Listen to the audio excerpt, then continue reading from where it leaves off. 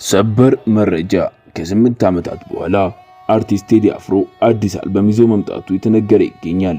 ሰላም ጤና ይስጥልኝ ውድና የተከበራችሁ አድማጭ ተመልካቾቻችን፣ እነሆ ለዛሬም አዲስ ያለው መረጃ ይዘንላችሁ መጥተናል። ለዚህ ቻናል አዲስ የሆናችሁ ሰብስክራይብ፣ ላይክ በማድረግ የዚህ ቻናል ቤተሰብ ይሁኑ።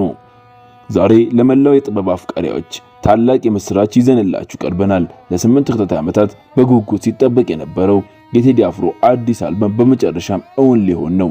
አርቲስት ቴዲ አፍሮ ኢትዮዲካ የሚል ስያሜ የሰጠውን አዲስ አልበም ይዞ መምጣቱን ታማኝ ምንጮች አረጋግጠዋል።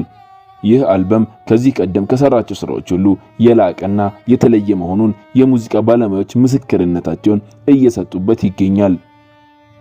አልበሙ የሚለቀቅበት ቀንም ተለይቶ የታወቀ ሲሆን የፊታችን ሚያዝያ 11 2018 ዓመተ ምህረት በዳግማዊ ትንሣኤ ዕለት ለአድማጮች ይደርሳል ተብሎም ይጠበቃል። የኢትዮዲካ አልበም በኢትዮጵያ ሙዚቃ ታሪክ ውስጥ ምን አይነት አዲስ ምዕራፍ ይከፍት ይሆን? እናንተስ ምን ትጠብቃላችሁ?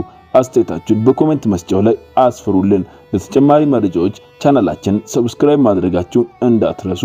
ሰናይ ቀን